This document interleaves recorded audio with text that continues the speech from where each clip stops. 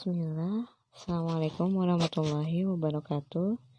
Innal hamdalillahi nahmaduhu wa nasta'inuhu wa nastaghfiruhu wa na'udzu billahi min syururi anfusina wa min sayyiati a'malina. May yahdihillahu fala mudhillalah wa may yudlil fala hadiyalah. Asyhadu an la ilaha illallah wa asyhadu anna Muhammadan abduhu wa rasuluh. Alhamdulillah, hari ini Jumat 21 Agustus 2020, Ustazah dengan izin Allah masih dapat menyampaikan video pembelajaran untuk mata pelajaran Pendidikan Agama Islam kelas 2C Imam Nawawi School Cibinong. Materi hari ini yaitu tentang keutamaan ilmu dibanding harta. Apa saja kelebihan ilmu dibanding harta? Perhatikan perkataan Ali bin Abi Thalib berikut ini. Ilmu itu lebih baik daripada harta. Ilmu akan menjagamu, sedangkan kamulah yang akan menjaga harta. Maksudnya apa? Yaitu, jika kita mempunyai ilmu, maka ilmu itulah yang akan menjaga diri kita. Ketika kita tahu tentang haram, tentang makruh, tentang sesuatu yang sia-sia, maka ilmu itulah yang akan menjaga diri kita dari hal-hal tersebut. Sedangkan jika kita mempunyai harta, maka kitalah yang akan menjaganya karena kita takut akan kehilangannya. Banyak orang kaya yang sampai menyewa penjaga untuk menjaga hartanya karena khawatir dicuri oleh orang lain.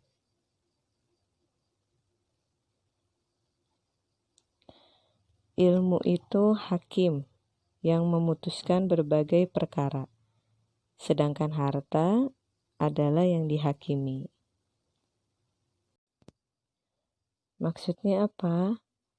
Ilmu adalah bekal bagi seorang qadhi atau seorang hakim untuk memutuskan perkara. Jadi seorang hakim itu dia pasti dibekali oleh ilmu sebelum memutuskan suatu perkara. Sedangkan harta itu akan dihisab oleh Allah di yaumil qiyamah.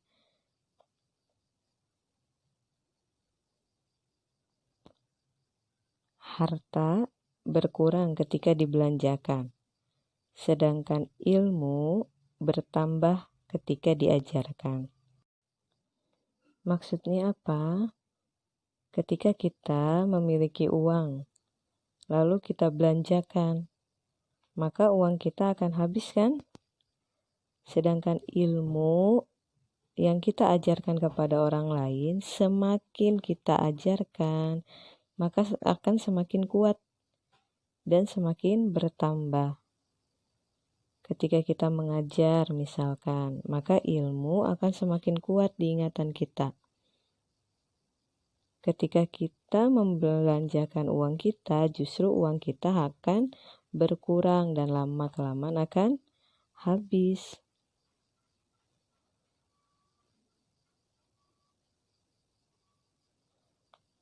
Telah mati para penyimpan harta dan tersisalah para pemilik ilmu. Walaupun diri-diri mereka telah tiada, akan tetapi pribadi-pribadi mereka tetap ada pada hati-hati manusia.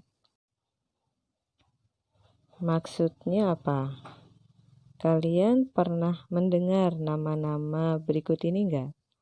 Imam Syafi'i, Imam Ahmad, Ibnu Taimiyah, Abu Bakar As-Siddiq, dan masih banyak lagi. Kalian sering mendengar nama-nama tersebut kan?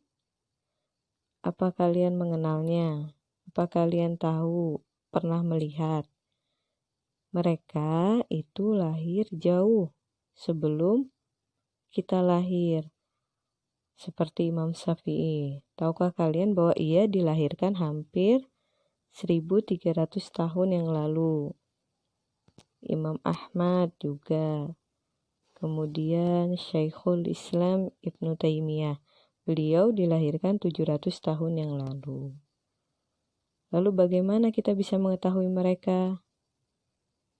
Betapa sering kita mendengar nama mereka walaupun sudah ribuan tahun mereka meninggal. Karena kita selalu mendengar setiap hadis, ilmu yang beliau-beliau tinggalkan hingga saat ini masih bermanfaat bagi kita.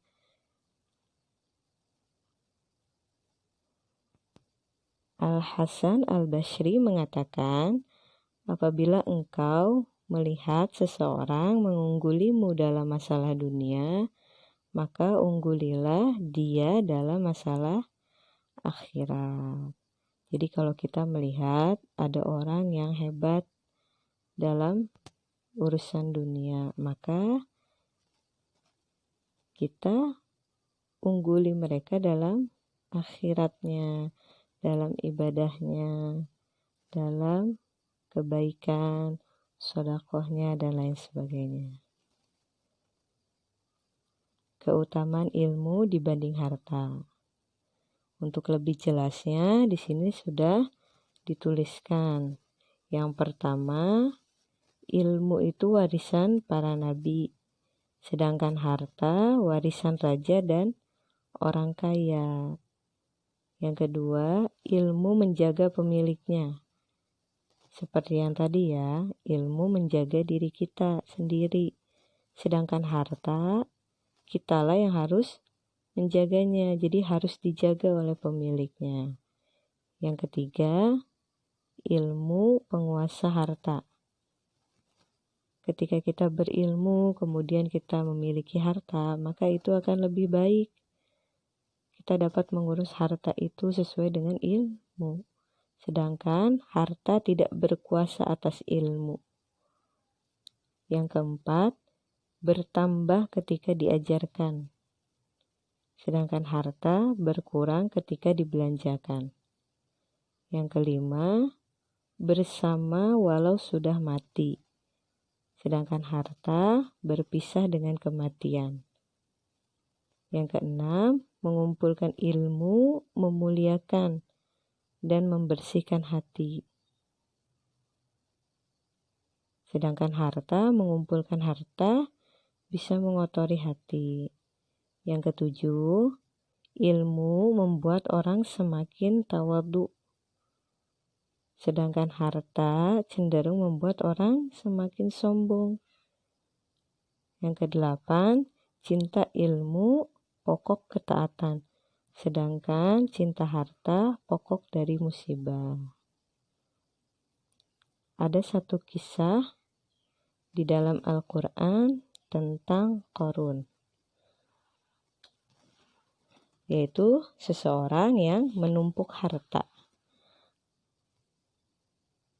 Ada dalam Al-Quran surah Al-Qasas ayat 79, yang artinya, lalu Qarun lengkap dengan segala perhiasannya keluar rumah, menemui kaumnya.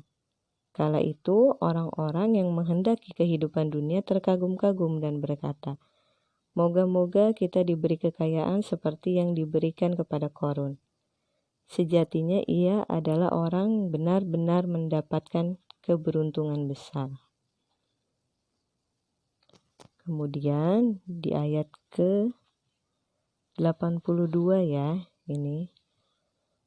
Dan orang-orang sebelumnya mengharapkan agar menjadi seperti Qarun, menjadi sadar dan berkata, aduhai, benarlah bahwa Allah melapangkan rezeki bagi siapa saja yang ia kehendaki dari hamba-hambanya dan menyempitkannya. Kalau Allah tidak melimpahkan karunia-Nya kepada kita, niscaya Allah juga membenamkan kita.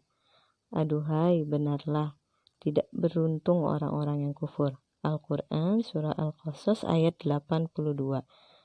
Terdapat kesalahan ya, di situ bukan 79 tapi ayat ke-82.